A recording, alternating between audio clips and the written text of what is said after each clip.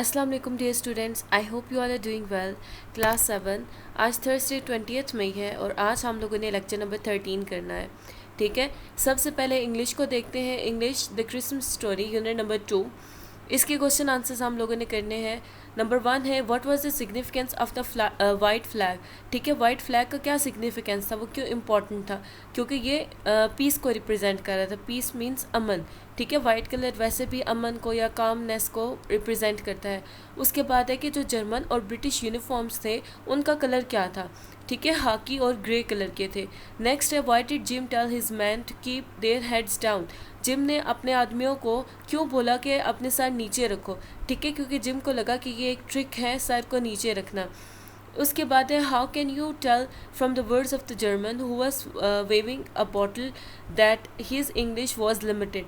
ठीक है, अब वो जो जर्मन जो बॉटल को वेव कर रहा था, आपको कैसे पता चला कि उसकी इंग्लिश जो है वो लिमिटेड है। ठीक है, उसको इंग्लिश इतनी अच्छी बोलनी नहीं आती। Because he could not phase out a single sentence completely, क्योंकि वो एक सिंगल सेंटेंस भी पूरी तरह से नहीं बना पा रहा था।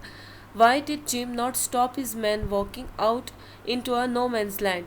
No man's land ऐसी लैंड होती है, ठीक है, ऐसी ज़मीन होती है जहाँ पे जाना मना होता है। ठीक है, या जो मुतनाज़िया ज़मीन होती है उस पे।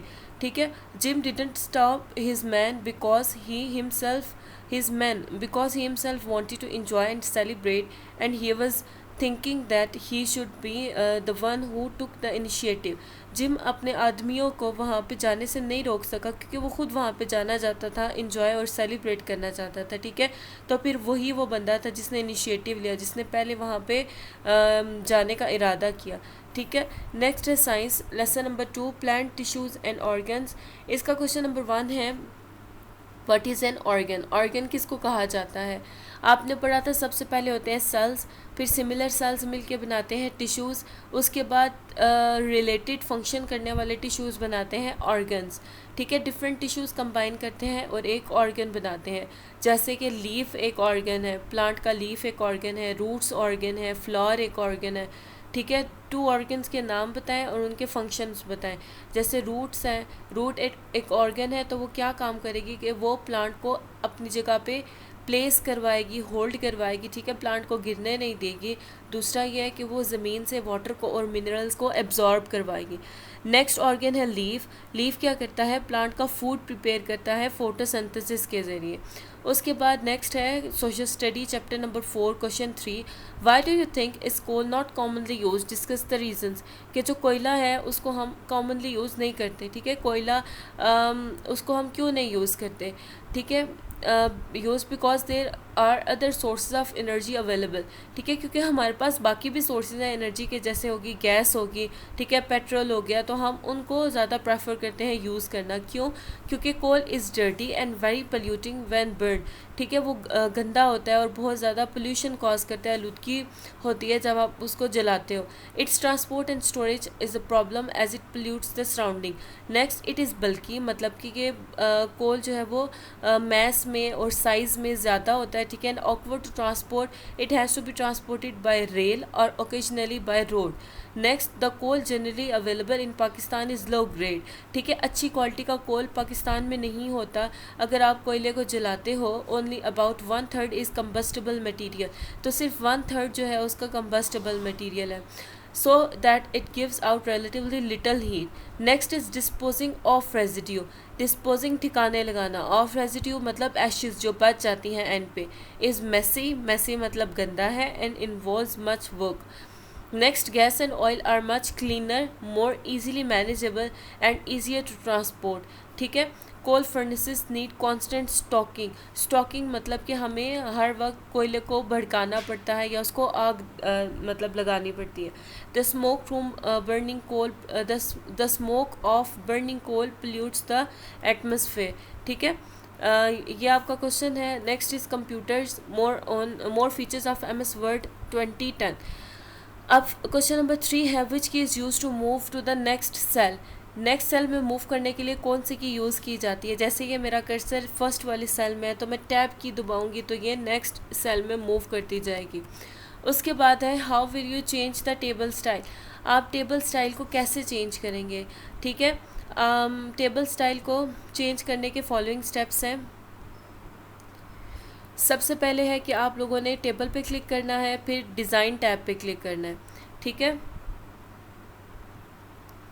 जैसे मैं आपको यहाँ पे करके दिखाती हूँ, ऊपर आपको ये डिज़ाइन टैब नज़र आ रहा है, नहीं यहाँ पे होम पे आपने जाना है, ठीक है।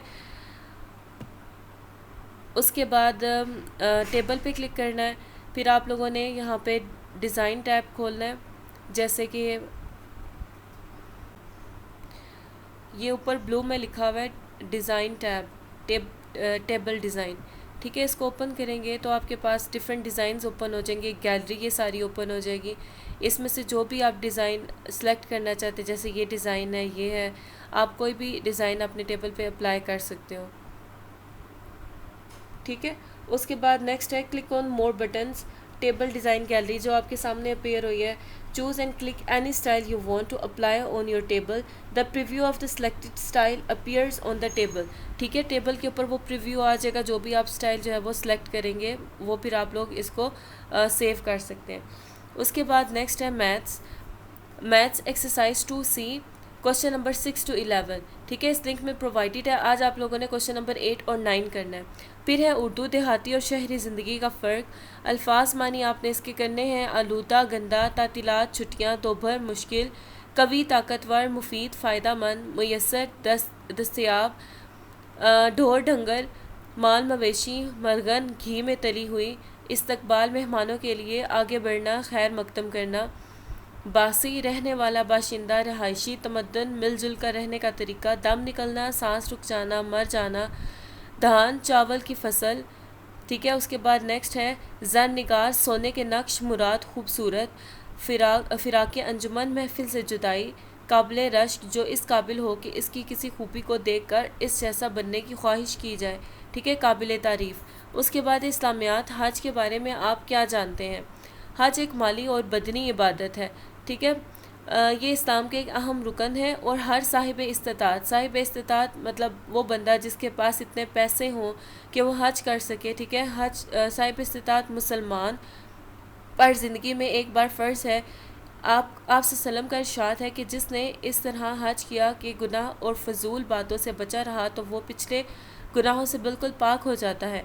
हज एक ऐसी जामे इबादत है जिसमें तमाम दीगर इबादत की रूह शामिल है। हज का हर मरहला रूहानी और अखलाकी तरबियत का हामिल है।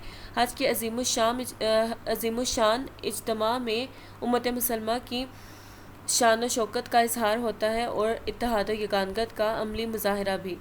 हज का असल फ़ायदा रूहानी तरबियत है, ये कुर्ब इलाही का बेहतरीन ज़रिया है, ठीक है। आज का आपका यही काम है। That's all for today. अल्लाह हाफिज़।